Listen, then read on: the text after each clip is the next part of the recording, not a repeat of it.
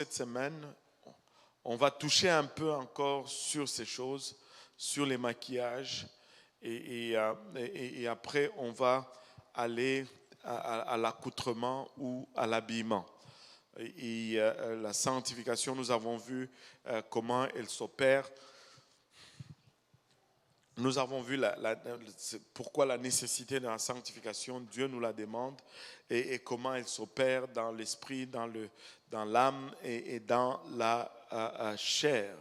Et ce qui est à l'intérieur doit sortir à l'extérieur. Et on ne peut pas, comme un de nos anciens nous disait, les gens vont dire j'ai Christ, j'ai Jésus à l'intérieur de moi, j'ai Jésus à l'intérieur de moi. Et alors que le Jésus à l'intérieur de moi est en train de dire il faut que le monde me voie à travers toi, il faut que le monde me voie à travers toi. Et là, ça devient une situation de prise d'otage.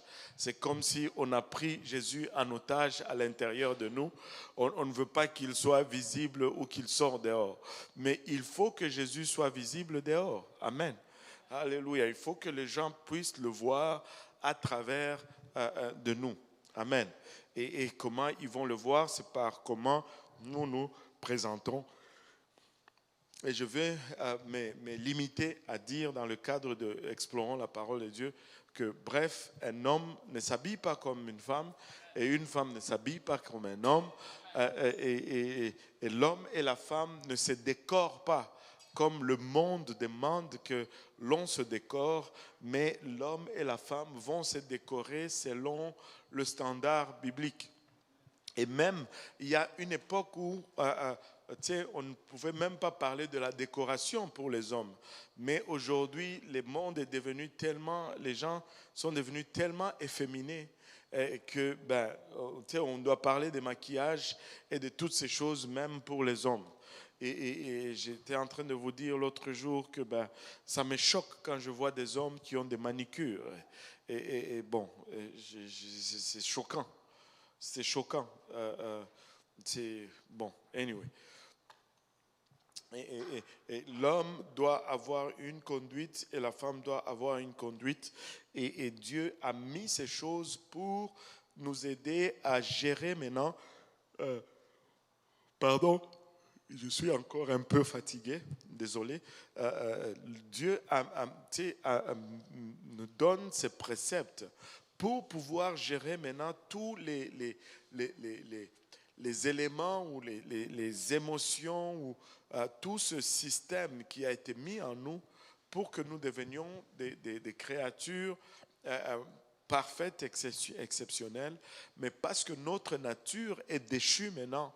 Mais nous n'arrivons plus à contrôler ces désirs et ces émotions et ces sentiments parce que notre nature est déchue, notre nature est corrompue. Amen. Donc la sanctification, c'est pour nous aider avec cela. Et notre vie doit être littéralement le reflet de Jésus-Christ. Et cette église primitive, elle pratiquait la sanctification. Et quand vous regardez dans l'histoire de l'Église, le premier a commencé à mettre un peu, à prêcher un autre message que celui que Paul et Pierre prêchaient. L'histoire remonte à Nicolas. Nicolas était un de 7 premiers diacres à être élu dans l'Église. Et il a été élu, il a bien commencé, il avait un bon témoignage, mais comme on avançait, comme les disciples mouraient, tout ce qui était le témoin direct ou indirect de Jésus-Christ mourait, il y a eu des gens qui se sont élevés à la direction de l'Église, des gens qui n'avaient pas beaucoup d'ambition, qui avaient peut-être beaucoup d'ambition, mais qui n'avaient pas assez d'intégrité, ont commencé à faire des compromis dans les doctrines de l'Église, et cela dans le but juste d'agrandir le nombre. On baisse les standards pour avoir plus de gens qui viennent à l'église. Vous savez qu'on pourrait avoir 1000 personnes dans chaque service ici si on commençait juste à prêcher ce que les gens ont envie d'entendre. Et ça serait une église pleine de gens. Mais ça serait juste un rassemblement social. Ça ne serait pas une église. Et quand vous prêchez la vérité, ben, vous n'allez pas faire l'unanimité dans ce monde d'aujourd'hui. Je me rappelle encore au tout début, on était à peine une vingtaine dans le sanctuaire ici. C'était des moments difficiles où c'était, quand les gens chantaient, tu pouvais savoir exactement qui était là ou qui n'était pas là avec les yeux fermés. Parce que tu entendais la voix de tout le monde. Et tu pouvais être là en train d'adorer et puis tu te dis, ah, la sœur Isabelle n'est pas encore arrivée. Parce que tu n'entends pas sa voix encore. Et à un moment donné, tu vas l'entendre, tu dis, oh, sœur Isabelle vient d'arriver. Parce qu'on était tellement peu nombreux. Et c'était des moments particuliers. Tu prêches la parole, tu prêches, l'église reste vide. Je me rappelle, il y a eu un couple, tu sais, les gens chez nous, je ne sais pas, très souvent c'est au Congo. Hein, pas dans les autres pays, mais c'est toujours au Congo. Que quand le mari est pasteur, la femme devient aussi automatiquement pasteur.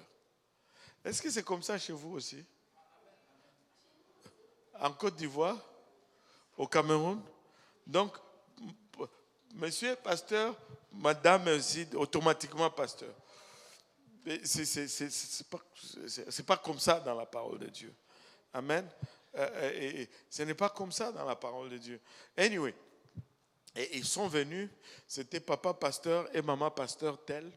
Et ils sont venus, on a eu un service. À la fin de service, ils sont venus me voir. Ils m'ont dit, mais pasteur, il y a une telle puissance et présence de Dieu ici. Mais pourquoi est-ce que l'église est vide? Ben, je leur ai dit, ben, on est en train de commencer, on travaille. Parce que je ne voulais pas leur donner toute leur histoire. Je voulais les encourager quand même. Et ils ont dit, ah, mais on a été un peu partout là, mais on sent une puissance ici. J'ai dit, mais venez seulement, on va travailler. Mais quand ils ont entendu ce qu'on prêchait, 2-3 semaines après, ils ont disparu aussi. Tu sais, la chose même qui amène la présence et la puissance de Dieu, eux, ils veulent rejeter. C'est pourquoi la Bible parle de ceux qui ont l'apparence de la piété, mais qui renient ce qui fait la force de la piété. Nous n'allons pas renier la sanctification, nous n'allons pas renier à cela parce que c'est ça qui fait notre force.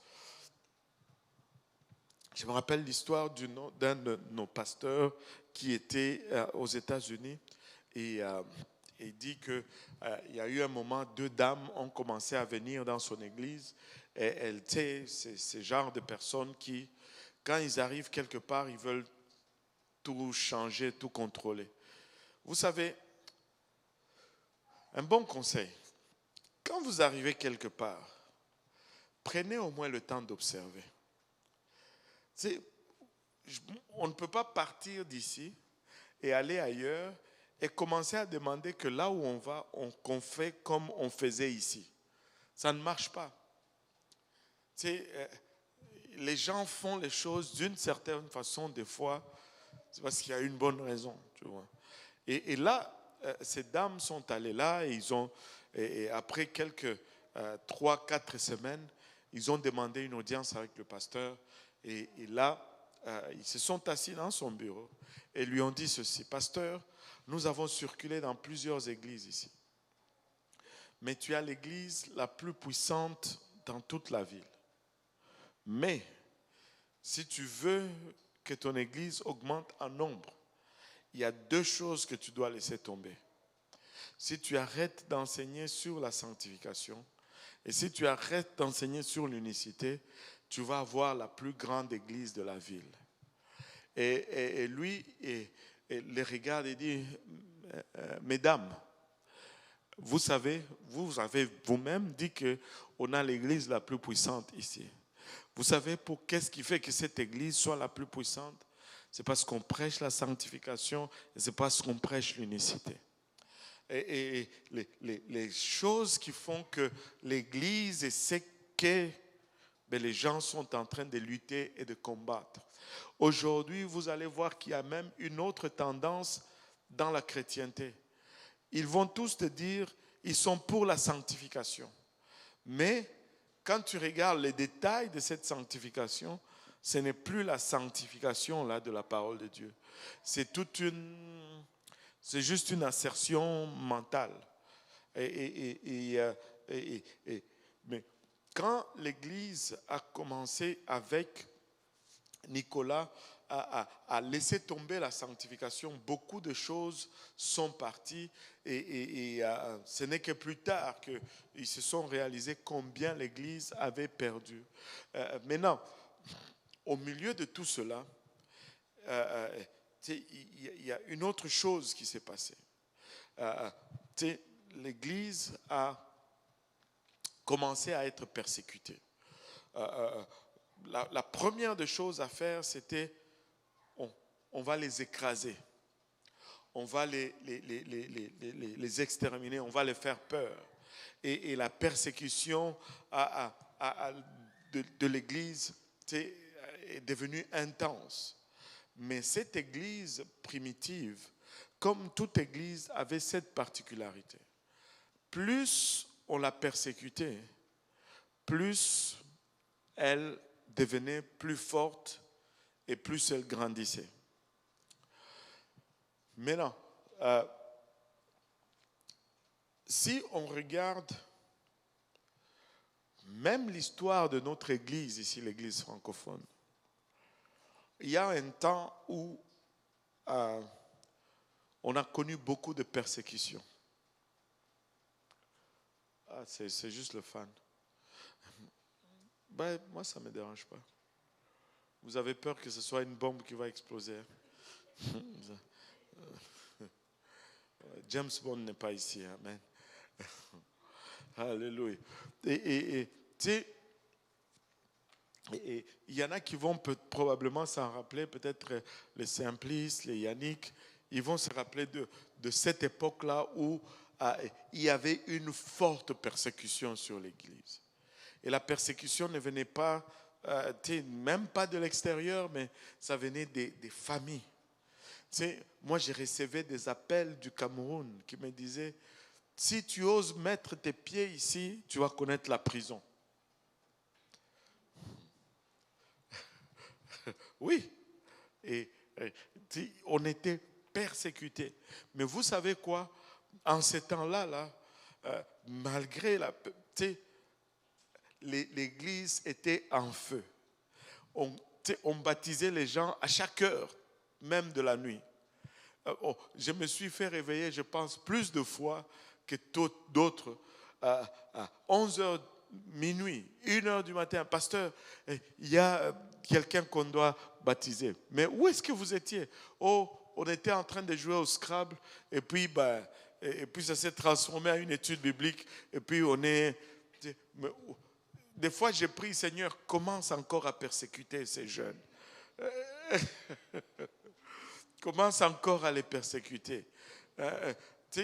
Et l'Église était en feu lorsqu'ils étaient persécutés. Ils avaient des études bibliques en plein milieu d'un match de soccer. Tu te rappelles, pasteur Yannick, lorsque en plein milieu de match de soccer, on prenait, le frère Apo prenait quelqu'un, allait sur la touche et ils ouvraient la Bible en plein match là. Quand je ne voyais plus cela, j'ai dit arrêtez de jouer au foot parce que vous ne faites plus rien avec le foot. Mais quand ils faisaient avec le foot, on disait allez jouer au tennis. Allez, parce qu'à chaque match, on avait des gens qu'on baptisait. À chaque jeu, il y a de ces gens, que je peux vous donner des témoignages. Les Agnès, on l'a gagnée dans un chilling. Elle venait pour s'amuser.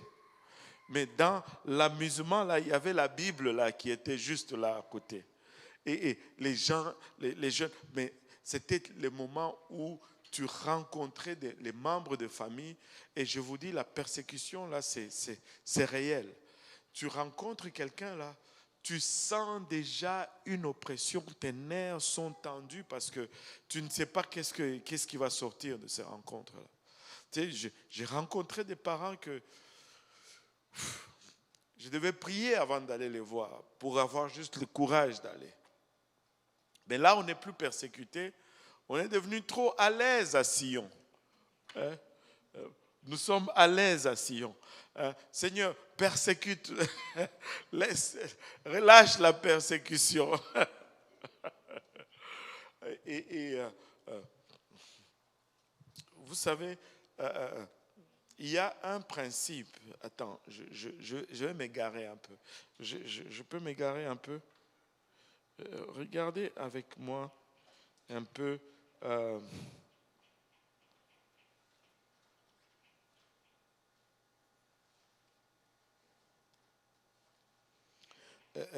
Hébreu, plutôt Exode 1, versets 11 et 12.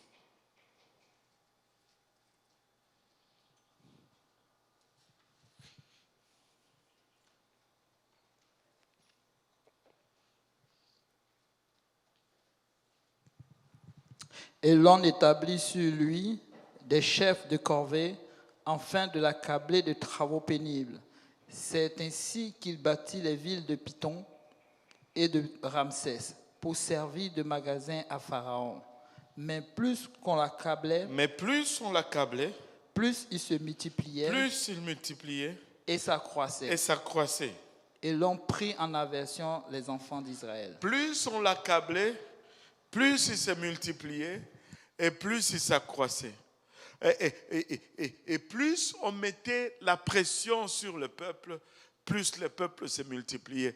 Très souvent, nous avons cette tendance à vouloir demander que Dieu enlève la persécution, que Dieu enlève la tribulation. Mais c'est là-dedans que nous grandissons. C'est là-dedans que nous grandissons. Oh boy. C'est là-dedans que nous grandissons. Alléluia. Tu sais, on ne doit pas demander, Seigneur, délivre-nous de ceci. On doit demander, Seigneur, donne-nous la force de passer à travers ceci. Amen. Donne-nous la force de passer à travers ceci. Et l'Église a commencé à être persécutée. Regardons la toute première lapidation, la première persécution est venue des Juifs. Et quand l'Église était vraiment l'Église primitive, par la suite, ça a été la persécution romaine. Mais regardons d'abord Étienne. Étienne a été le premier martyr à mourir pour la cause de l'Évangile. Regardons Actes chapitre 7. On peut le lire à partir du verset 54, on va regarder.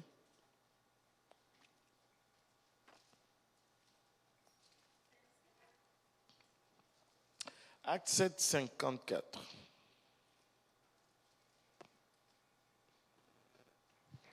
En entendant ces paroles, ils étaient furieux dans leur colère et ils grinçaient des dents contre lui. Mais Étienne, rempli du Saint-Esprit et fixant les regards vers le ciel, vit la gloire de Dieu et Jésus debout à la droite de Dieu. Et il dit, « Voici, je vois les cieux ouverts et le Fils de l'homme debout à la droite de Dieu. » Ils poussèrent alors de grands cris en se bouchant les oreilles et ils se précipitèrent tous ensemble sur lui. Ils le traînirent hors de la ville et le lapidèrent. Les témoins déposèrent leurs vêtements aux pieds d'un jeune homme nommé Saul. Wow. Et tu peux continuer jusqu'à 60. Et ils lapidèrent Étienne qui priait et disait, « Seigneur Jésus, reçois mon esprit. » Puis s'étant mis à genoux, il s'écria d'une voix forte, « Seigneur, ne leur impute pas ce péché. » Et après ces paroles, il s'endormit.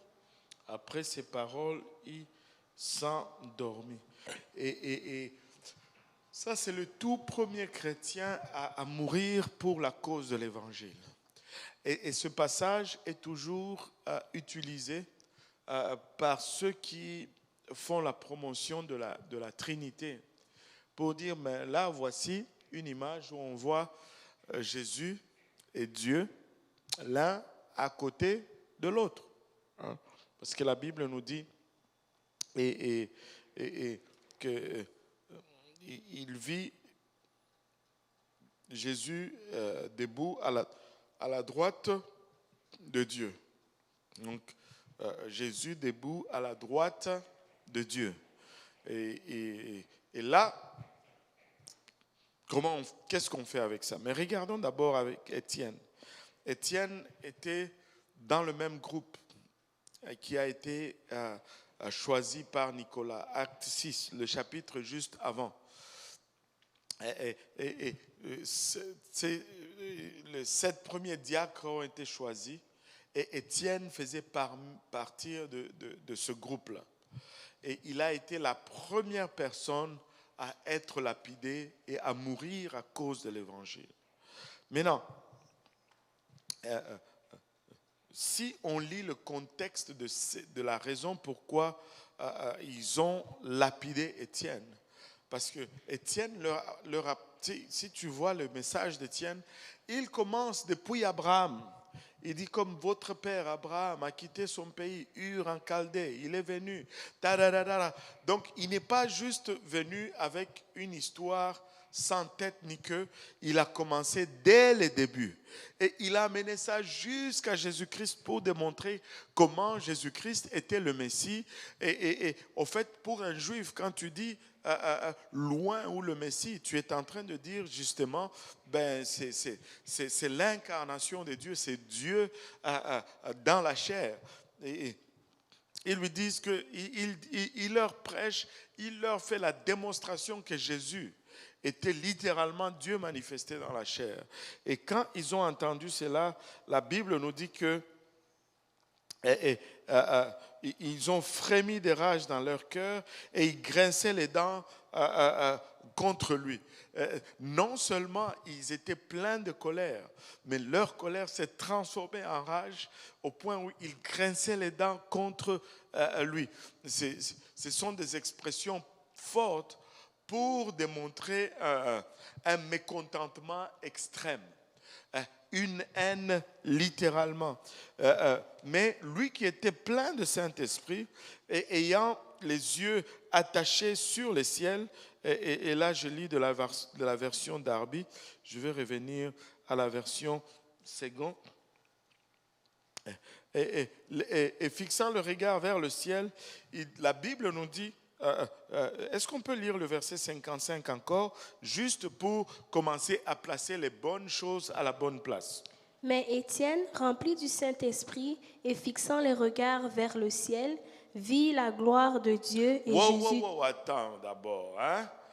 La Bible dit qu'il a vu quoi? La gloire de Dieu. Dites-moi un peu plus fort. Il a vu quoi? La gloire de Dieu. Ah, il n'a pas vu Dieu, il a vu la gloire de Dieu en partant. Parce que la Bible nous dit que tu ne peux pas voir Dieu et vivre. Amen. Il a vu la gloire de Dieu. Amen. Et puis il dit, et Jésus debout à la droite de Dieu. Bon, la première des choses que vous allez réaliser d'abord ici, et qui est très importante, c'est que c'est la seule place dans ta parole où on parle du trône et de Jésus, et qu'on dit qu'il est debout et qu'il n'est pas assis. Parce que quand on parle du trône, souvent, il y en a un qui est assis sur ce trône-là, et c'est Jésus. Amen. Maintenant, ici, ce n'est pas que Jésus est debout et que Dieu est assis sur le trône. Non, non, non. Il ne s'échange pas le trône. Amen. Et là, c'est la première place où on voit... oui, une question?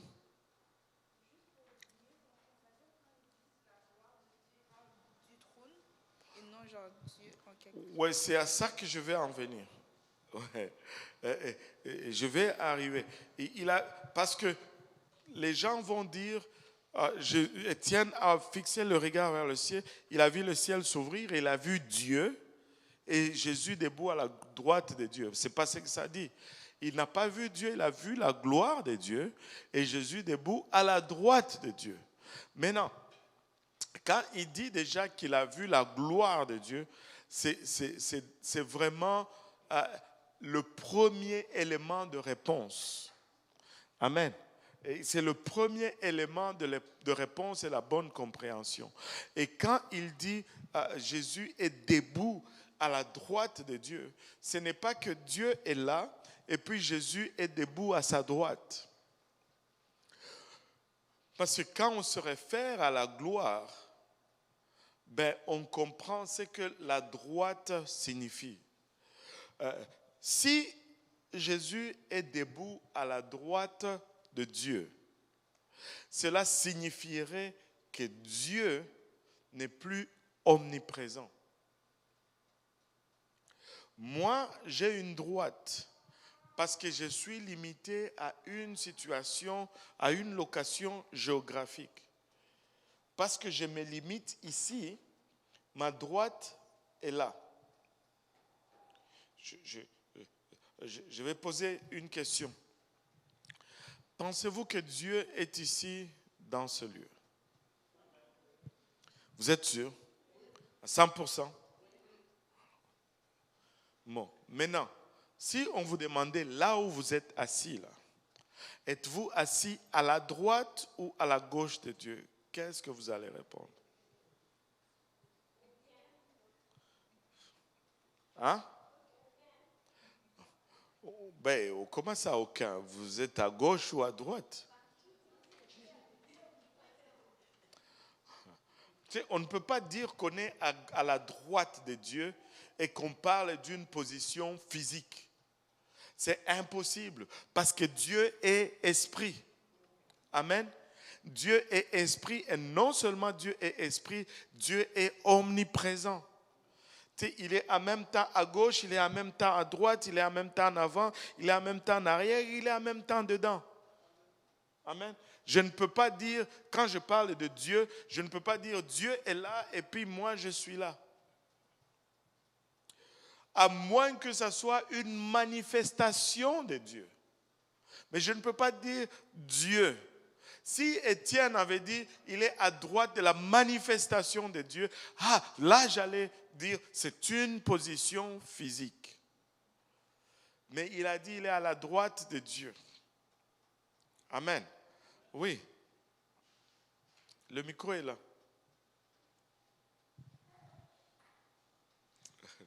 Donc, dans la Bible, ils pouvaient dire que Jésus était à la droite de la gloire de Dieu parce que c'était sa chair qui était là. Parce qu'il pouvait dire à la droite de la gloire de Dieu. Ils n'ont pas dit à la droite de la gloire de Dieu. Ils ont dit il y avait la gloire de Dieu et Jésus était à la droite de Dieu. Et quand on comprend ce que signifie la gloire de Dieu, on comprend alors qu'est-ce que ça veut dire la droite de Dieu. Parce que quand on parle de la droite de Dieu, ce n'est pas une location géographique, c'est une expression qui dénote sa grandeur, sa gloire et sa puissance. C'est-à-dire Dieu était là manifestant sa divinité. Mais le seul Dieu qui était là, qui manifestait sa divinité, qui manifestait sa gloire, c'était Jésus. Ce n'était pas nul autre. Si vous regardez le livre de Jean, quand on le voit dans Apocalypse, le premier chapitre, Jean dit qu'il a vu le Seigneur et il est tombé comme mort. Parce que Jésus a laissé paraître toute sa divinité. Peut-être pas toute, parce que sinon, ça allait être la mort certaine. Et rappelez-vous sur le mont de la transfiguration. Ils étaient là, Pierre, Jean et Jacques. Pierre, Jean, et Jacques. Pierre, Jean et Jacques. Ils étaient là, le 3, et ils étaient en train de prier. Qu'est-ce qu'ils ont vu?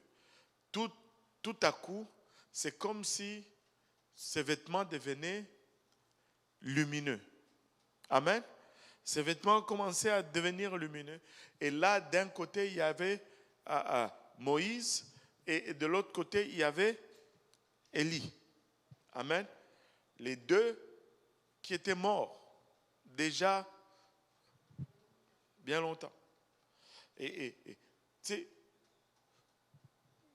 sais, le Seigneur a juste fait voir un peu de cette gloire qui était à l'intérieur. Il a juste laissé sortir sa divinité un peu. Et déjà, il n'avait plus besoin d'électricité. Ses vêtements devenaient lumineux. Jésus, c'est la manifestation physique du Dieu invisible. Jésus, c'est Dieu manifesté dans la chair. Quand on regarde Jésus, on regarde Dieu. C'est la seule forme que Dieu nous donne qui nous permet de le voir sans que ça nous affecte. Et même les anges ont le même problème. Même les anges ont le même problème. S'ils regardent Dieu, ils vont mourir. Parce que c'est tellement glorieux, c'est tellement puissant que notre nature ne peut pas l'absorber. On ne peut pas.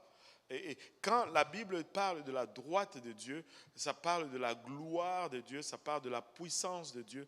Mais quand la Bible parle de la gauche de Dieu, ça parle des œuvres de Dieu. Et ça, c'est le livre de Job qui nous l'apprend. Job dit, je l'ai cherché partout, je ne l'ai pas trouvé. À sa droite, où éclate sa gloire et sa grandeur, il n'est pas là.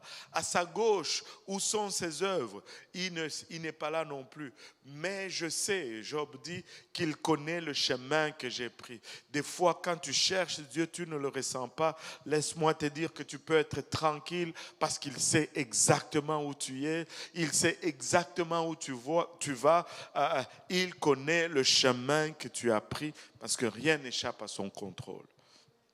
Alléluia. La droite de Dieu ici ne signifie pas Dieu est là et moi je suis à sa droite. Parce que tu ne peux pas mettre Dieu et la droite dans la même phrase sans que ça signifie la gloire. Si tu mets Dieu et droite dans la même phrase, si c'est autre chose que la gloire, Dieu n'est plus omniprésent. Amen. Est-ce que c'est clair? Ou c'est encore flou? Ouais, c'est encore flou là. Ouais.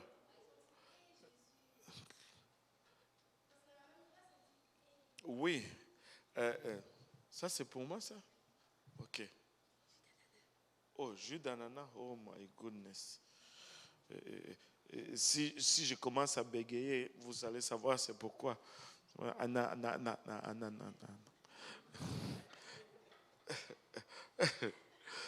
On va donner le jus d'ananas. Bon, comment on aurait pu écrire ça autrement? Je ne sais pas. Mais c'est comme, je vais te donner un exemple, surtout chez nous en Afrique, il y a beaucoup cet exemple.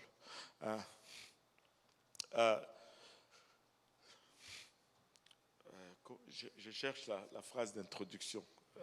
Il faut que ça reste dans nos pensées. Amen.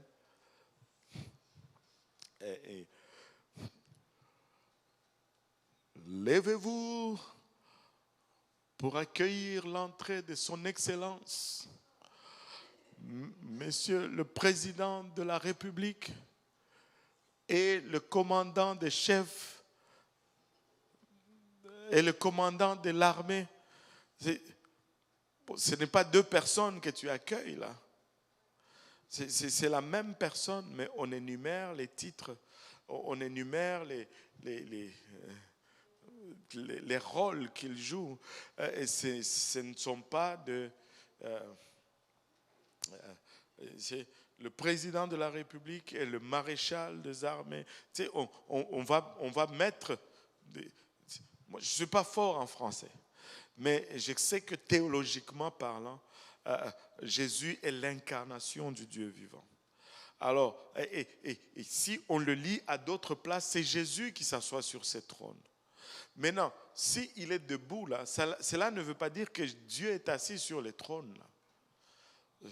Parce que il va y en avoir deux qui se battent pour ce trône-là. Et c'est le trône de Jésus-Christ. Et il s'assoit là-dessus. Mais alors, pourquoi est-ce qu'il s'est levé? Pourquoi est-ce qu'il était debout? Et pourquoi est-ce que c'est la seule place où il est debout? Partout, quand tu vois, on parle du trône, il est assis. Parce qu'on nous dit même que il y a une signification du fait qu'il s'assoit sur le trône. Parce que le fait de s'asseoir signifie littéralement que le travail est fini. Dans l'Ancien Testament, le sacrificateur qui était l'image de cela, l'image de l'œuvre que Jésus a fait, il ne s'assoyait jamais. Il n'y avait aucune chaise dans le service du tabernacle. Parce que le travail n'était jamais fini. Il fallait qu'ils offrent toujours continuellement. Mais quand lui, il a offert son sacrifice, le livre d'Hébreux nous dit qu'il est allé et il s'est assis parce qu'il a fait un sacrifice qui était offert une fois pour toutes et le travail est fini. À la croix, il a dit, c'est fini. Et il est allé s'asseoir, ça signifie que l'œuvre, le travail est fait. Mais là, il est debout. Il y a eu plusieurs explications de pourquoi il est debout, mais je pense que celle qui est le plus plausible, celle que moi j'adopte ou je crois que c'est cela, c'est que c'était le tout premier martyr qui mourait pour l'Église. C'était la toute première personne qui donnait sa vie à cause du Seigneur Jésus-Christ. Et moi, je crois que non seulement le Seigneur Jésus, mais tout le ciel s'est levé et a accueilli ce premier martyr avec honneur, alléluia, alors qu'il allait recevoir sa récompense. Et écoutez, le diable voulait faire croire qu'avec l'homme, il n'y avait plus d'espoir. Mais là, il y en avait un qui s'est tenu, le tout premier. On l'a lapidé et pendant qu'on le lapidait, il glorifiait encore le Seigneur Jésus-Christ. Même lorsqu'il priait, dans le français, on ne le voit pas. Lis-moi un peu, pas le dernier verset, pas l'avant-dernier, mais celui d'avant. 58. Ouais. Le traînèrent hors de la ville et le lapidèrent. Oui. Les témoins déposèrent leurs vêtements aux pieds d'un jeune homme nommé Saul. Puis, continue. Et ils lapidaient Étienne qui priait et disait, Seigneur Jésus, reçois mon esprit. Bon, tu sais, dans presque toutes les versions francophones, je ne sais pas pourquoi ils l'ont écrit comme ça, mais quand tu la regardes dans la version King James, est-ce qu'il y a quelqu'un qui a la version King James? Je ne sais même pas si la version Martin dit cela. Quelqu'un a la version King James? Vous qui parlez anglais, là, allez. Moi, je suis francophone. Mon mari Oui, 59 peut-être, 58, 59. En anglais, le micro est là. And they stoned Stephen as he was calling on God. He was calling on God. And saying, Lord Jesus. And saying what? Lord Jesus. He's calling on who? God. God. And how he called him? Lord Jesus. Il n'y en avait pas deux là. Il n'y en avait pas deux. Alléluia. Oui. Ouais. J'ai entendu quelqu'un qui m'a dit que le Père est esprit, donc on ne peut pas le voir dans le ciel, mais qu'il est assis là et que le Seigneur Jésus est assis sur ses genoux. Que c'est le Fils. Même au Père Noël, on a interdit de prendre les enfants sur les genoux. Maintenant, même nous les humains, nous avons dit non, ça ne passe pas. Non, Kaba. Mais il est esprit, on ne le voit pas. Si un esprit a des genoux maintenant. Si l'esprit, on s'assoit sur les genoux de l'esprit. Est-ce qu'un esprit même a besoin de s'asseoir? Est-ce qu'un esprit s'assoit? Je ne sais pas. C'est pas moi. Tu dois donner encore l'étude biblique là, parce que donne encore un peu d'études bibliques, ok? Amen. Fais d'autres leçons. Amen. Alléluia. Oui. Sa gauche, c'est son œuvre, ses œuvres. La gauche fait référence à l'œuvre ou au travail de Dieu. La droite fait référence à sa gloire ou à sa puissance. C'est de cette expression, c'est de cette expression où nous avons, celui-ci est mon bras droit. Si je dis, le frère Simplice, c'est mon bras droit, cela ne veut pas dire qu'il est accroché du côté droit de mon corps, là. C'est une expression hébraïque qui signifie, je m'appuie sur ses capacités, je m'appuie sur sa force. Et c'est de là exactement que vient cette expression, mon bras droit. Un bras droit, c'est toujours un homme fort. Tu ne veux pas prendre un faible pour être ton bras droit, là. Allô? Oui, le micro qui est là. Il y a juste un truc qui me passe par la tête. Oui, un truc. Tu avais dit que la gloire, c'est le trône aussi, genre dans ce verset. Je ne peux pas dire que la gloire, c'est le trône. C'est la gloire émane de Dieu. Amen. Et tu peux avoir la gloire sans avoir le trône. Parce que tu avais dit que la gloire, dans le verset, la gloire qui était le trône. Donc non. Le trône, c'est quoi? Non, je n'ai pas dit que la gloire, c'est le trône. Je n'ai jamais dit ça. On a ça sur vidéo. J'ai dit que la gloire, c'est la droite de Dieu. Le trône, c'est le trône. La gloire symbolise, la droite de Dieu plutôt symbolise la gloire de Dieu ou la puissance de Dieu. Mais la gloire de Dieu peut être manifeste ici, parmi nous, là. Amen. Et il n'y a pas de trône. Je n'ai pas nécessairement besoin du trône pour avoir la gloire de Dieu. La gloire de Dieu peut se manifester partout. La gloire n'est pas égale au trône. Le trône, c'est le trône. C'est la place où Dieu s'assoit. Dans un terme, c'est la place d'où il siège. Mais la gloire peut être partout. Nous avons des voies de service où la gloire de Dieu est manifeste parmi nous. Mais le trône, quand on parle du ciel, le trône vraiment est le type du propitiatoire, où le Seigneur s'assoit, où le Seigneur se manifeste. Mais la gloire, ce n'est pas le trône. C'est très probable que la gloire se manifeste sur le trône, mais la gloire n'est pas limitée au trône.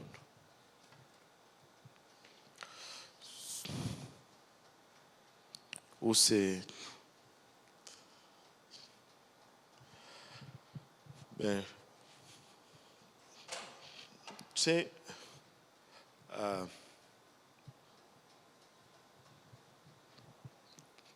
la parole de Dieu peut être prêchée de la chair, mais la parole de Dieu n'est pas limitée à la chair. Et on comprend ce que représente la chair dans l'Église. C'est un endroit d'où on prêche la parole de Dieu, mais ce n'est pas limité à cette chair. Tout comme la gloire, oui, c'est une place où, avec beaucoup de probabilités, que la gloire va être manifestée plus souvent qu'ailleurs, mais le trône n'est pas synonyme de la gloire. Amen. Alléluia. C'est un peu ça. D'autres soucis? Pardon? Il n'est pas sur les genoux. Non, l'esprit n'a pas de genoux. Et un esprit n'a pas de genoux. Je ne sais pas, c'est quand même particulier là. Mais regardez, regardons un peu ceci. Regardons un autre verset ici.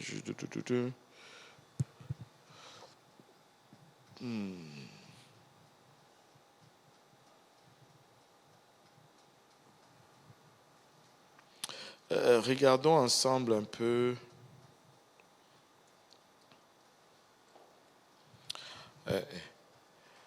1 Timothée 3,16. 1 Timothée 3,16. Et sans contredire, le mystère de la piété est grande, celui qui a été manifesté en chair, justifié par l'Esprit, vu des anges, prêché aux gentils, cru dans le monde, élevé dans la gloire. Ok, est-ce qu'il y a quelqu'un qui a la version même Louis II là, Ésaïe 55? La version Ésaïe 55. Ou la version Osterval. Ésaïe 55? Osterval, ok, shoot-moi Osterval.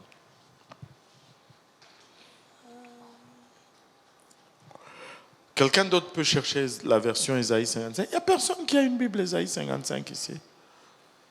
Mince. 1 Timothée 3,16. Et certainement le mystère de piété est grand. Et certainement le mystère de piété est grand. Dieu a été manifesté en chair. Dieu a été manifesté en chair. Justifié par l'Esprit. Justifié par l'Esprit. Vu des anges. Vu des anges. Prêché aux gentils. Prêché aux gentils. Cru dans le monde. Cru dans le monde. Et élevé dans la gloire. Et il dit sans contredit, le mystère de la piété est grand. Le Fils de Dieu a été manifesté dans la chair. Justifié par l'Esprit. Le Fils de Dieu. J'attendais que quelqu'un me corrige. My goodness, vous êtes tous en train de dormir, il fait très chaud. Bon, sans contredit, le mystère de la piété est grand. Le Fils de Dieu a été manifesté dans la chair. Non. Non, voilà, il faut être catégorique, ferme. Non, Dieu a été manifesté dans la chair. Jésus, c'est Dieu manifesté dans la chair. Jésus, c'est Dieu qui est esprit manifesté dans la chair. Donc, s'il y a déjà Jésus là, on n'a pas un autre esprit manifesté ailleurs. Il n'y a pas de genoux là. Les seuls genoux, ce sont les genoux de Jésus-Christ. Parce que l'esprit est manifesté dans la chair. Jean 4, 24. Dieu est esprit et ceux qui l'adorent, l'adoreront en esprit et en vérité. Dieu est esprit. Dieu n'a pas d'autre corps si ce n'est le corps de Jésus-Christ. Le corps de Jésus, c'est le corps de Dieu. Le bras de Jésus, c'est le bras de Dieu. La droite de Jésus, physiquement, c'est la droite de Dieu. Et si on dit Jésus, Pierre debout à la droite de Jésus, il n'y a pas de problème, on va le croire, parce qu'il y a le corps de Jésus qui démontre une limitation physique. Mais on ne peut pas dire Pierre debout à la droite de Dieu. Ça va signifier autre chose, parce que on doit prendre en considération que Dieu est esprit. Amen. Et tu sais, le pasteur Afa avait dit quelque chose qui avait peut-être au début choqué beaucoup de personnes, mais qui est tellement vrai. Amen. Il a dit, c'est pas Jésus qui est mort à la croix. Tout le monde était choqué là, comme vous l'êtes peut-être un peu maintenant. Mais c'est Jésus-Christ qui est mort à la croix. C'est loin qui est mort à la croix. C'est le Messie qui est mort à la croix. Parce que quand tu dis Jésus, tout simplement, tu peux être en train de dire Dieu. Il y a cette possibilité-là. Mais Dieu n'est pas mort à la croix. Dieu ne meurt pas. Allô? Le corps de Dieu est mort à la croix, mais Dieu n'est pas mort à la croix. Mais des fois, on a de la difficulté même à comprendre cela. Bon, alors que nous qui avons été créés à l'image de Dieu, mais nous passons par les mêmes. Si je mourais aujourd'hui, je meurs, mais mon esprit ne meurt pas. Et l'esprit qui était dans le corps de Jésus, c'est l'esprit de Dieu. Amen. Et cet esprit-là ne meurt jamais. Amen. Dieu ne meurt jamais. Dieu ne dort jamais. Mon esprit, il peut dormir. Allô? Mais lui, il ne dort pas. Allô? Dieu n'a jamais faim. Mais Jésus avait faim. Dieu ne se fatigue pas. Mais je devais dire, pas Jésus, mais Jésus-Christ se fatiguait. Jésus-Christ avait faim. Mais Dieu n'a jamais faim. Allô? Et c'est vraiment, tu sais, quand on dit à la droite de Dieu, ce n'est pas physique. Et c'est comme si le bras de Dieu s'est élevé au milieu d'eux. Ben, il n'y a pas littéralement un bras qui s'élève là et qui commence à taper tout le monde, à faire des bye-bye. Non, non. On comprend que c'est la force de Dieu qui s'est levée au-dessus. Dieu a manifesté sa force pour leur sortir d'une situation quelconque. Amen. Allô? Oh là là, Seigneur Jésus. Pasteur, oui. La version Louis II dit celui qui a été manifesté en chair. Ouais. Pourquoi ils ont mis celui dans la Louis II? C'était parce que c'était pour expliquer la Trinité. Au fond, je vais vous dire une chose. La Bible n'a pas de droit d'auteur. Il n'y a pas de droit d'auteur sur la Bible. Aujourd'hui, tu peux aussi avoir ta version de la Bible. Tu peux prendre la Bible, changer quelques mots, sans que tu attires trop. Est-ce qu'il y a quelqu'un qui a Louis II, 21e siècle, Louis II, 21? Ouais. Ça là, tenez-vous loin de cette affaire-là. 21. Second 21. Louis II, 21. Lisez. D'abord, faisons ceci. Quelqu'un avec Louis II normal, là, 1910, peut nous lire Marc 16, versets 17 et 18. Voici les miracles. Ça, c'est Louis II normal, ok? Oui, ouais. Ouais. Voici les miracles qui accompagneront ceux qui auront cru. En mon nom, ils chasseront les démons, ils parleront de nouvelles langues, ils saisiront des serpents. S'ils boivent quelque breuvage mortel, il ne leur fera point de mal. Ils imposeront les mains aux malades et les malades seront guéris. Maintenant, est-ce qu'il y a quelqu'un qui a Louis II 21? Est-ce qu'on peut lire maintenant cela en se souvenant de ce qu'on vient de lire, ok? À partir du verset 17. Ouais, 17 et 18. Voici les signes qui accompagneront ceux qui auront cru. En mon nom, ils pourront chasser des démons. Wow! Qu'est-ce que Louis II... Ils chasseront des démons. Et lui, il dit, à mon nom...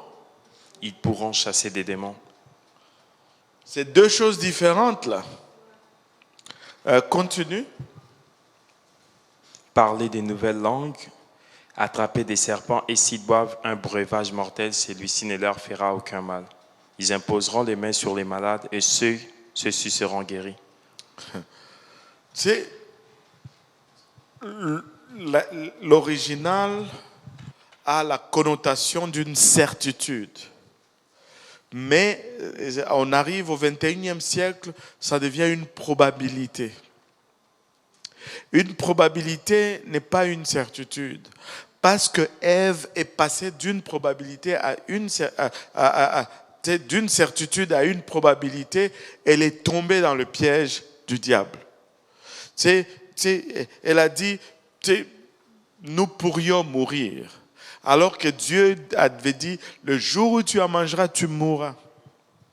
Et on ne peut pas partir d'une certitude et à obtenir une probabilité. Non. Et là, il parle d'une certitude, il part d'une certitude, et dans Louis II 21, il vient à une probabilité. Laissez-moi vous dire, c'est parce qu'il n'y a pas de droit d'auteur sur la Bible. Personne ne va se lever et dire non, ça c'est mal cité. Mais c'est à nous d'être éveillés et de savoir rester dans le bon chemin. La beauté avec la parole de Dieu, c'est que elle est tellement, il y a tellement de liens intrinsèques que tu ne peux pas changer ici et que tu as tout normal. Et l'homme ne pourra pas altérer et effacer toutes les traces pour qu'on ne retrouve pas la vérité. On va toujours la retrouver parce que si tu changes tout, ça ne tient plus.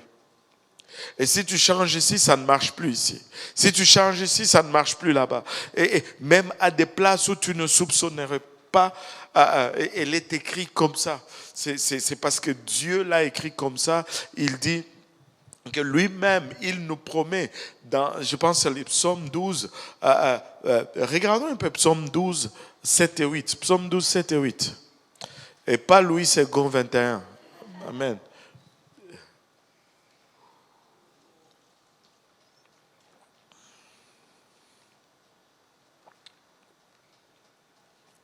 Psaume 12, 7 et 8, s'il vous plaît, quelqu'un.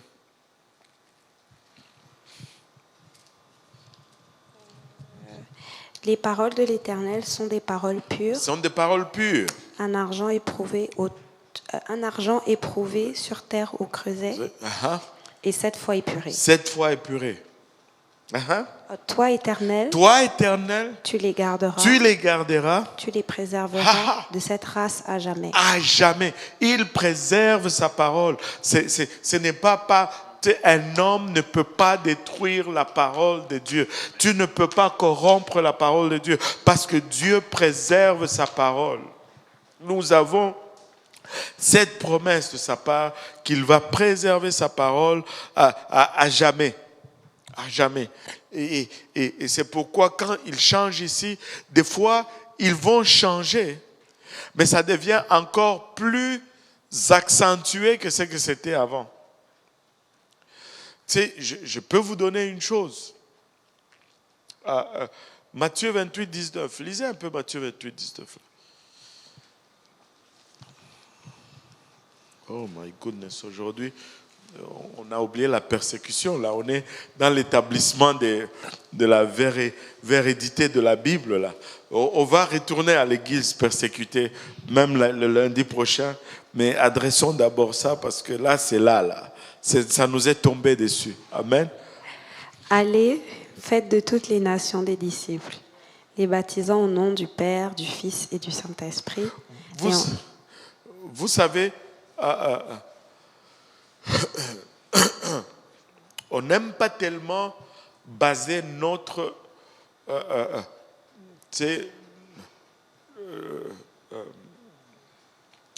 on n'aime pas tellement baser notre argumentation sur ceci, mais je peux vous dire ceci, que quand j'étais à Jérusalem, j'ai eu cette confirmation.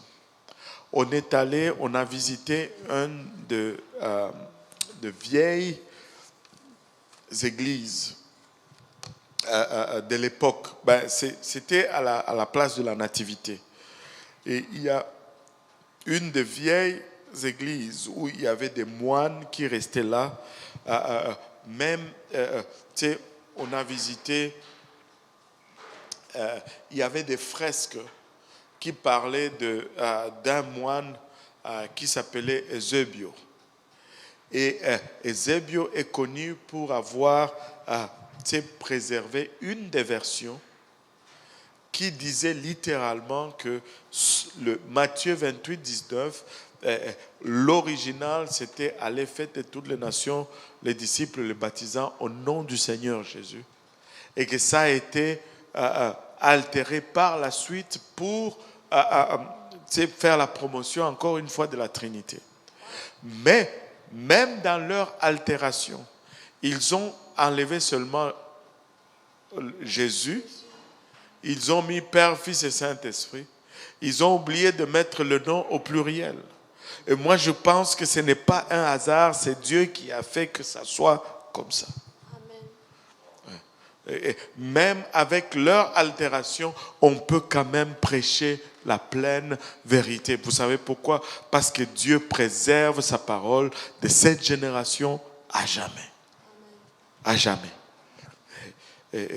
Puissant. Puissant. Et maintenant, on n'a même pas fini Étienne.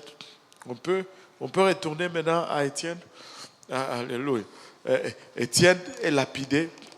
Le premier martyr qui est lapidé. Et là, regardez, est-ce qu'on peut lire le verset 59 et 60, s'il y a un verset 60 là?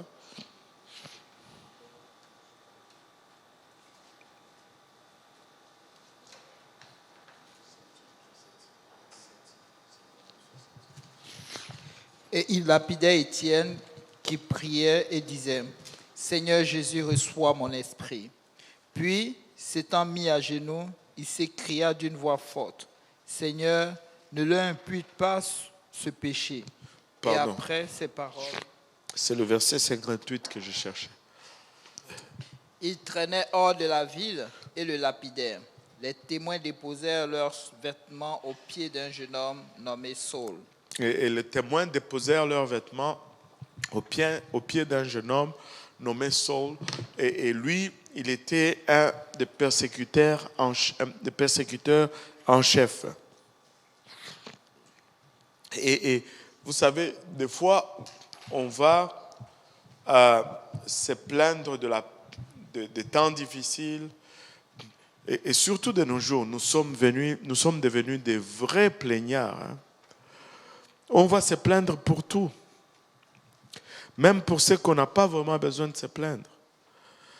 Comparé à ce qu'eux y vivaient, nous osons dire quand même que nous sommes persécutés.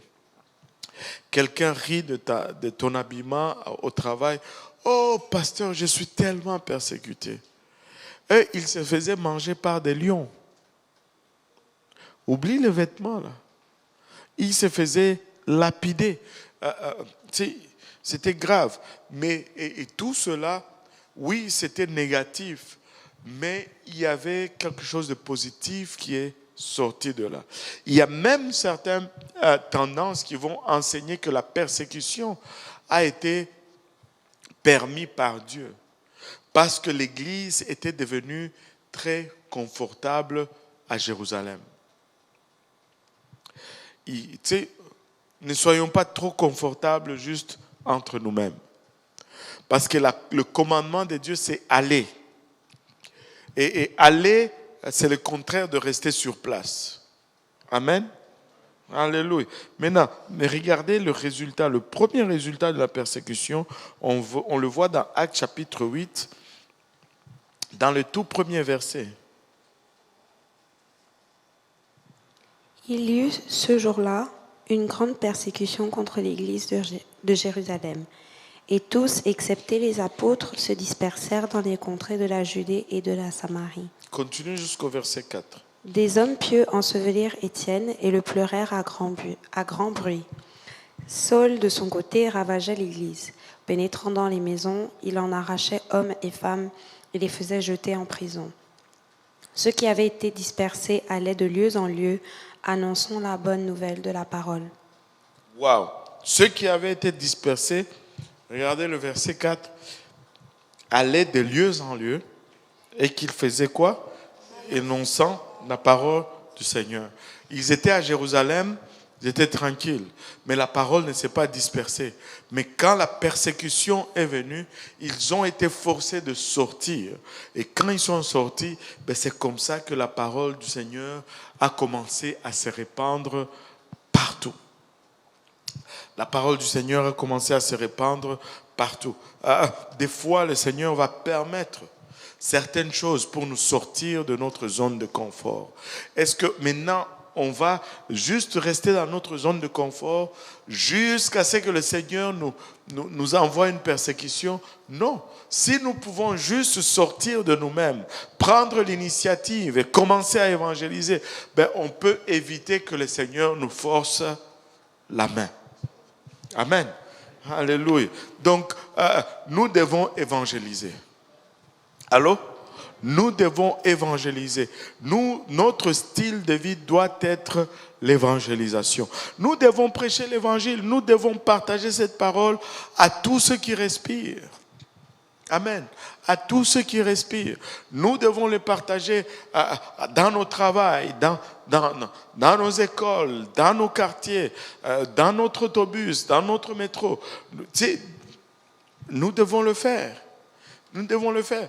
Vous savez, je vais vous avouer, honnêtement, il y a de ces jours où je me sens coupable de posséder une voiture. Parce que c'est tellement d'opportunités d'évangélisation qui sont abandonnées là. Tu sais, je me rappelle de ces jours où je voyageais en métro, je n'avais même pas besoin des fois d'ouvrir la bouche, j'avais juste ma Bible que je lisais dans le métro et c'était des opportunités comme pas possible. Juste tu lis ta Bible dans l'autobus, tu te fais accoster, tu es chrétien? Oh oui. Et la porte s'ouvre. Et tu commences à parler de Jésus-Christ. Amen. Et donc,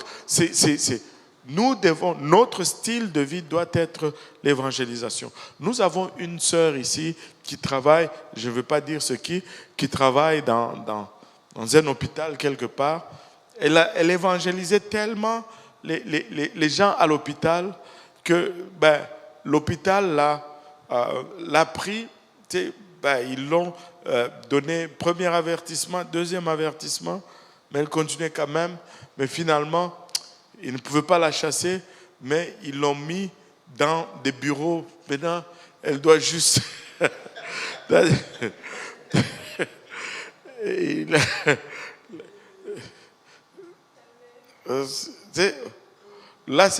elle dit, bon, maintenant, je ne sais même plus qu'est-ce que j'ai fait dans ce travail. Il faut que je trouve un autre travail. Quel témoignage! Quel témoignage! C'est ça. C'est ça. Nous devons évangéliser. N'attendons pas que Dieu commence à nous persécuter. Parlons du Seigneur. Évangélisons. Donc, cette première persécution est venue avec la lapidation d'Étienne.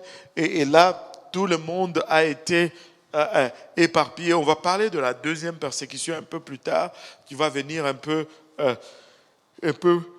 plus tard. Mais cette première persécution non seulement a conduit à la dispersion de la parole, à la propagation, je devais dire, de la parole à travers l'Asie, mais c'est cette conversion aussi c'est cette persécution qui a amené au fait la conversion de Saul de Tarse, qui est devenu Paul par la suite. Et Saul était, il était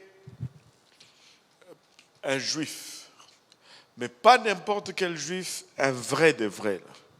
Un juif qui était un pharisien, mais non seulement un pharisien, mais de l'école. C'est quoi le plus grande université dans le monde aujourd'hui? Oxford, il y en a qui disent Harvard, d'autres disent Oxford. Hein? Yale, Harvard. On va dire que Paul, il est allé à l'école de théologie de Oxford de l'époque, ou de Harvard de l'époque, ou de Yale de l'époque, ou le MIT de la technologie de l'époque. de la théologie, je veux dire, de l'époque. Et c'était, on dit de Paul qu'il a étudié au pied de Gamaliel. Gamaliel est un des rabbins le plus top dans l'histoire juive. C'était l'université, c'était l'école du judaïsme. Et Paul a été formé dans la meilleure école de son époque. Et il était un pharisien de cœur. Et quand il voyait ces chrétiens qui couraient à gauche, à droite, vous savez, Jésus n'a pas été crucifié parce que il a dit qu'il était prophète. Non, non. Il y a eu plusieurs prophètes avant lui. Mais s'il a été crucifié, c'est parce qu'il a dit qu'il était Dieu. Et la chose qu'on l'a condamné, c'est qu'on a dit, toi qui es homme, tu t'es fait Dieu. Et c'est pour cela qu'il a été tué. Et moi, je crois qu'il était vraiment ce qu'il a dit qu'il était. Et pour Paul, tous ces gens étaient hérétiques. Et non seulement des simples hérétiques, c'était les blasphémateurs ultimes qui sont en train de professer qu'un homme est devenu Dieu. Et tous ces gens étaient coupables de mort par lapidation. Et non seulement dans son zèle, il voulait purifier Jérusalem de tout cela, mais il allait partout dans les villes et il allait exterminer tous ces chrétiens et les faisait lier, les faisait condamner pour blasphème et les faisait mourir par lapidation. Paul était un zélé et c'est de lui, son nom est mentionné lors de la lapidation d'Étienne. En d'autres termes, Paul a approuvé. Quand on dit que ceux qui lapidaient Étienne ont laissé leurs vêtements aux pieds d'un jeune homme nommé Saul, on peut déduire plusieurs choses de ce fait-là. Une de ces faits qu'on peut déduire de cette déclaration, c'est qu'il était parmi les pharisiens. Il a approuvé la mort d'Étienne, mais non seulement il n'était pas là comme un simple, Paul n'était pas là, je ne pense pas qu'il était là comme juste quelqu'un qui regarde et puis on lui dit garde-nous un peu le manteau, on va le lapider. Non, ils ont laissé leur manteau aux pieds, pas dans les mains, aux pieds. Ça veut dire que Paul avait déjà une certaine notoriété parmi ces gens-là, mais il était tellement haut placé que ce n'est pas lui qui allait prendre les pierres pour jeter sur quelqu'un. Lui, il donnait les ordres. Et ils ont lapidé Étienne. Ils ont lapidé Étienne. Et par la suite,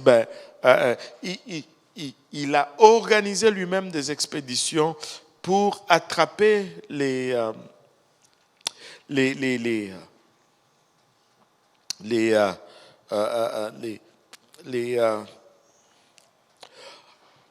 chrétiens et les faire condamner. Regardons rapidement Acte 9, le verset 1, à partir du verset 1.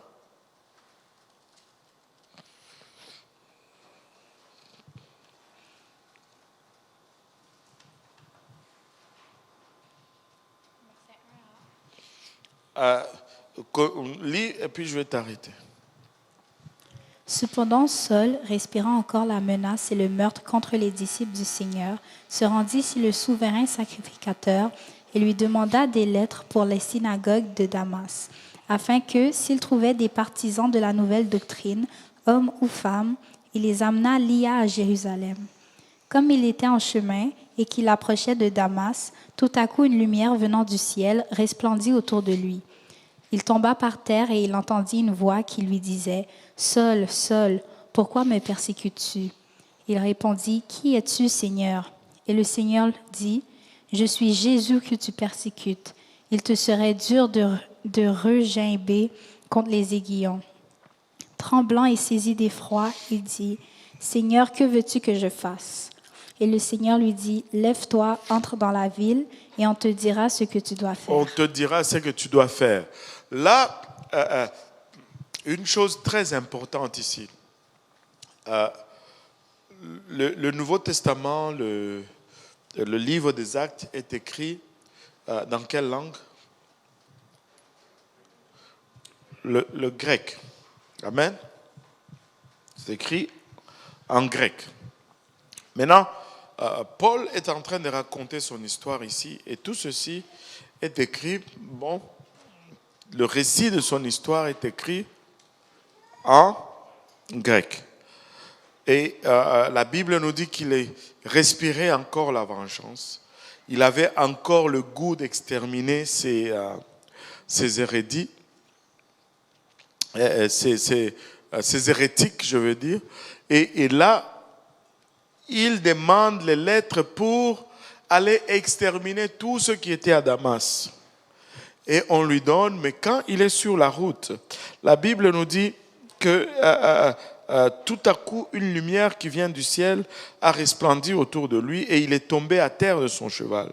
Là, il entend une voix qui lui disait « Saul, Saul, pourquoi me persécutes-tu » Il entend cette voix. Et il faut maintenant se mettre dans la tête de ce jeune homme, qui est un juif par excellence.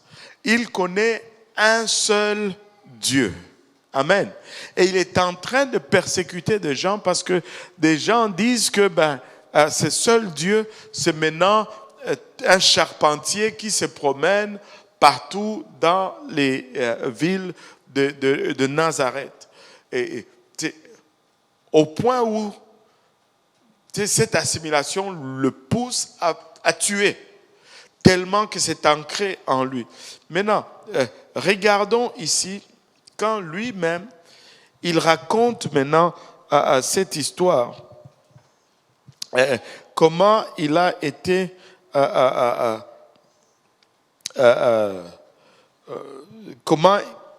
qu'est-ce qui est arrivé.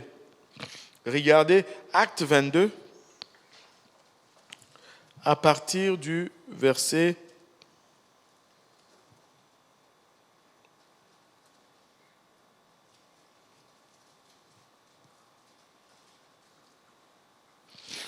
1. Attends un peu.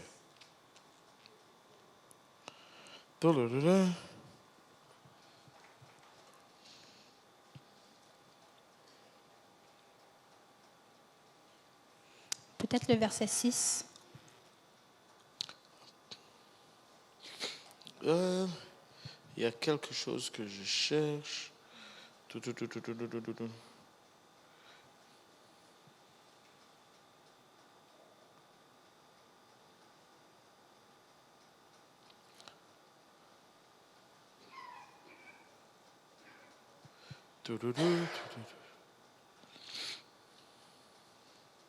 Attends, je vais regarder, juste m'assurer.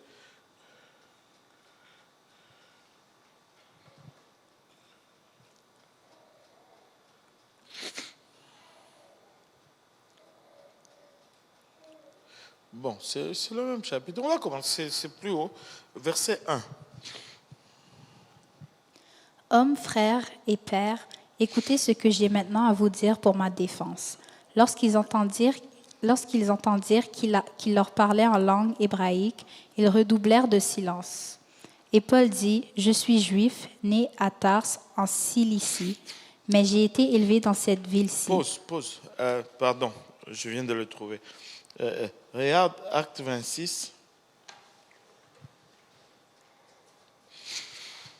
Paul raconte sa conversion à partir du verset 12 jusqu'au verset 15.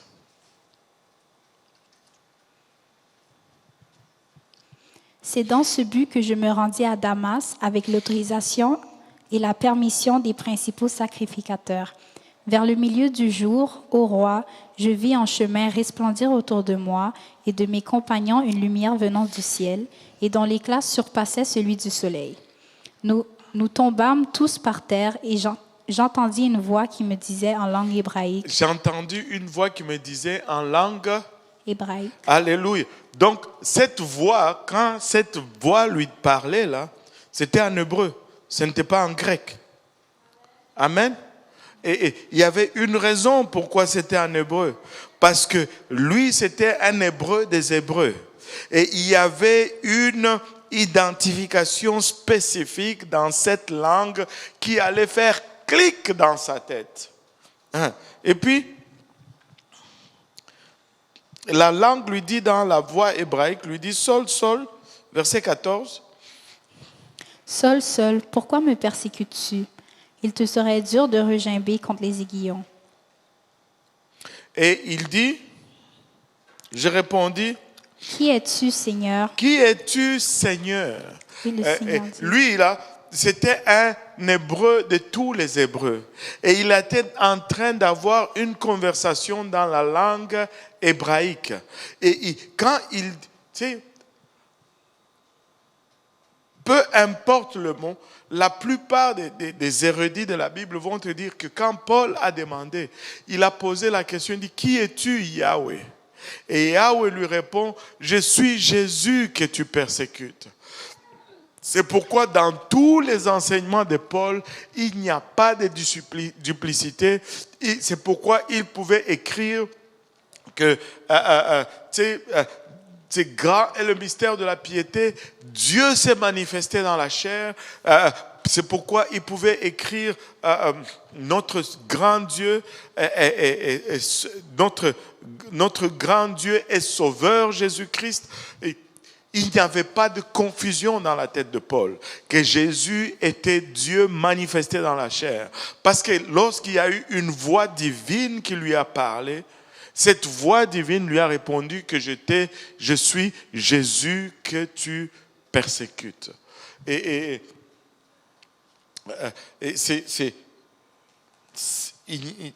Paul n'a jamais prêché la Trinité. Paul a prêché l'unicité. Et c'est en route pour persécuter l'Église que le Seigneur l'a rencontré alors qu'il est tombé et il a eu sa conversion. Il a su que ceux qui étaient en train de persécuter, ceux qu'il pensait servir en persécutant le chrétien, c'est ce qu'il était en train de persécuter littéralement. Et juste un autre enseignement que j'aime partager, relis un peu le verset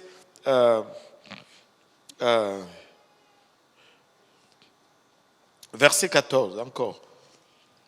Nous tombâmes tous par terre et j'entendis une voix qui me disait en langue hébraïque, Saul, Saul, pourquoi me persécutes-tu? Pourquoi me persécutes-tu?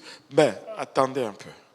Est-ce que quand il demande, mais qui es-tu Seigneur? La voix lui dit, je suis Jésus que tu persécutes.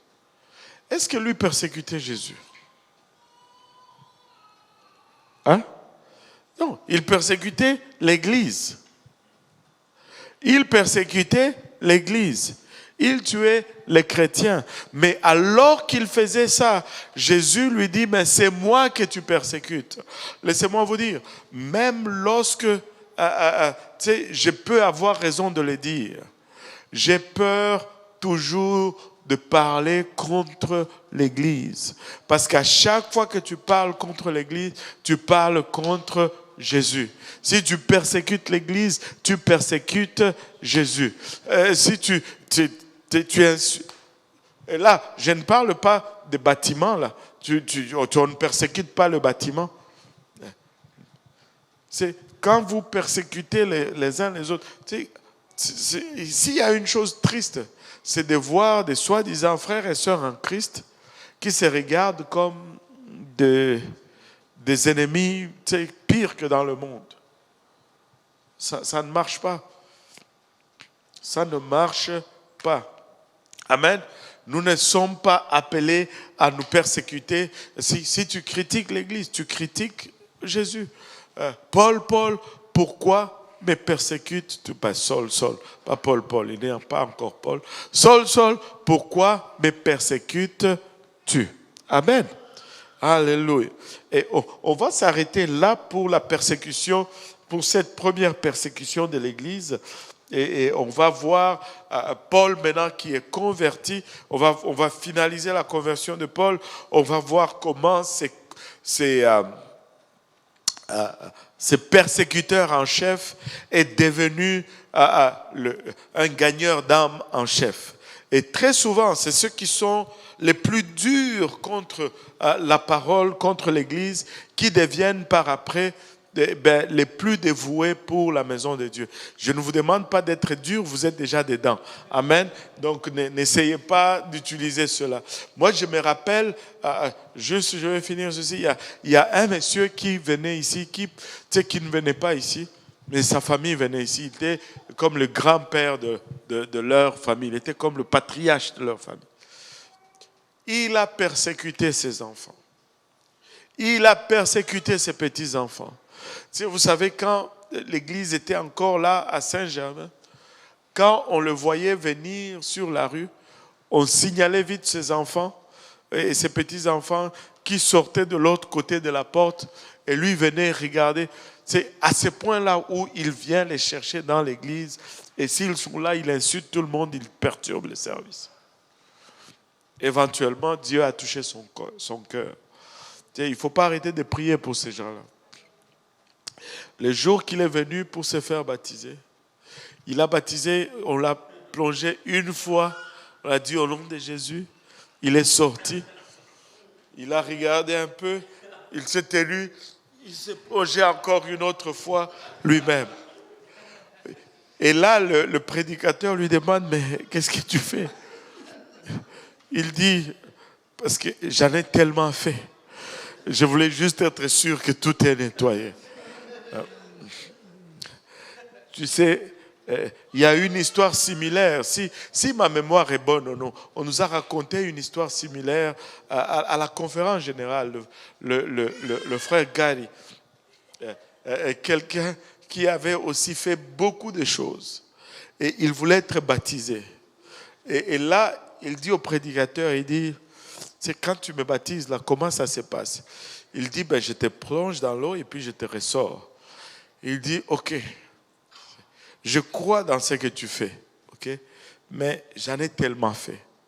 Est-ce que s'il te plaît, quand tu me plonges dans l'eau, là, est-ce que tu peux me garder au moins quelques 10 secondes ou 15 secondes de plus là pour être sûr que tout reste dans l'eau? Et il dit, c'est pas contraire à la parole de Dieu. Et là, ils étaient à l'église, lui avec le monsieur qui devait se faire baptiser et l'épouse du pasteur. Et là, il rentre, il le baptise, sous la confession de ta foi, blablabla. Je te baptise maintenant au nom de Jésus-Christ pour le pardon de tes péchés. Il le plonge et puis il le garde là un instant. Et puis, il remonte. Et là, sa femme le regarde. Ce n'est pas comme ça qu'on fait à chaque fois. Là. La femme le regarde. Et puis, elle laisse d'abord. Et puis après, il prie, il part. Et puis, quand il rentre dans sa voiture pour rentrer à la maison, là, sa femme qui était à côté de lui, ça, are you going to tell me now? Vas-tu me dire maintenant, c'est de quoi l'affaire là, à garder le type dans l'eau? Et là, il a commencé à expliquer à sa femme, écoute chérie, c'est pas moi. Ce n'était pas mon idée. et des fois, c'est le pire que nous allons... Il ne faut jamais disqualifier quelqu'un. Il ne faut jamais disqualifier quelqu'un. Des fois, ce que vous regardez comme pire, là, Dieu a un plan pour lui. Vous savez, quand Paul s'est converti, pensez-vous pourquoi, lorsqu'il est allé à Jérusalem, ça n'a pas marché? Tout le monde le connaissait là-bas. Et ils ne lui ont pas donné aucune chance. Qui sait s'il se déguise seulement pour savoir où nous nous réunissons pour venir nous persécuter encore.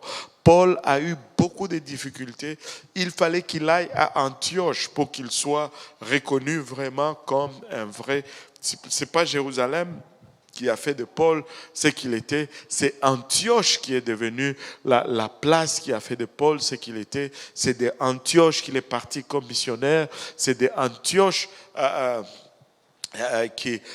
que son ministère a fleuri. Vraiment. Comme quoi, tu sais, ne disqualifiez personne. Ne disqualifiez personne. Amen. Alléluia. Et le frère Brunel avait une question.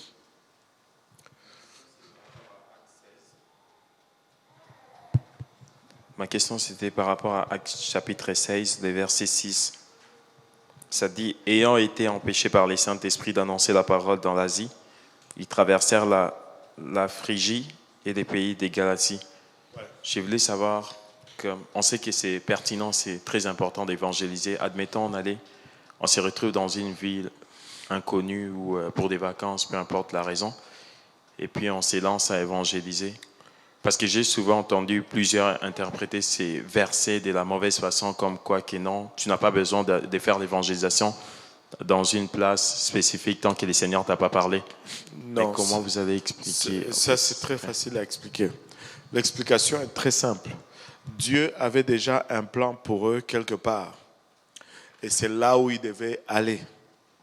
Ce n'est pas que Dieu ne voulait pas que l'évangile soit prêché là-bas, c'est qu'il y avait un travail pressant à faire ailleurs.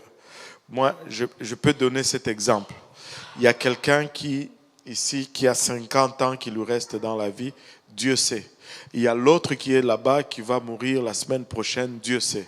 Et Dieu te dit non, arrête ici, là, va d'abord là-bas parce que c'est plus urgent. Ça, c'est juste un exemple. Je ne dis pas que c'est ça qui devait arriver là-bas. Je donne juste un exemple. C'est pourquoi il est important juste d'être dans la volonté de Dieu. Mais des fois, on peut se retrouver à une place où on est dans une période de transition ou dans une période d'attente. Ce n'est pas pour cela que nous allons ne pas prêcher l'évangile. Ça, c'est une mauvaise interprétation. Mais c'est qu'il y avait un travail spécifique à faire pour l'instant, pour lequel ils n'avaient pas à traîner là-bas. Et Dieu les a dit, allez là-bas. Là, pour le moment, c'est là-bas que ça se passe. Et ça n'a rien à voir avec le fait que si Dieu ne m'a pas dit de prêcher ici, alors qu'est-ce que tu fais là? Dans les cadres où on les fait, par exemple, par habitude, disons, durant toute une année, on a un endroit spécifique qui a été visé comme point d'évangélisation. Est-ce que cela devrait être convenable aussi? Si on le fait, par exemple, par habitude, on est, par exemple, habitué d'évangéliser dans un parc et puis toute l'année, ou toutes les années, on évangélise toujours là-bas. Est-ce que le Seigneur donne une direction? Non, c'est correct. Est-ce que, quand on fait cela, est-ce que le Saint-Esprit nous empêche? Non. Parce que les gens qui disent ça, le Saint-Esprit ne les a même pas empêchés. Si ce n'est pas ça, le Saint-Esprit va t'empêcher. C'est aussi ça. Tu sais, c'est comme... Dieu nous parle. Amen. Des fois, nous écoutons, des fois, nous n'écoutons pas, mais Dieu nous parle. Mais eux, la Bible dit ici, le Saint-Esprit les a empêchés.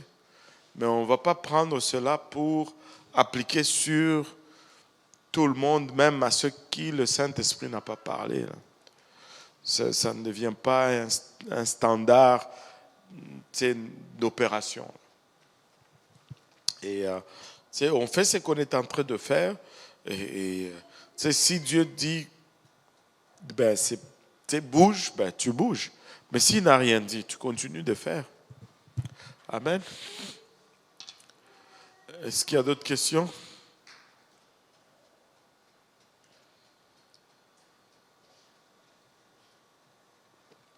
Alléluia. S'il n'y a pas de questions, je vais donner le micro au doyen.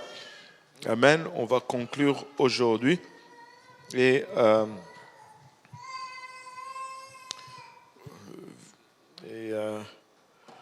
voilà. 21h09. Ça, c'est à cause des questions du frère Brunel. Moi, j'avais fini à 21h. Okay. Prions le Seigneur.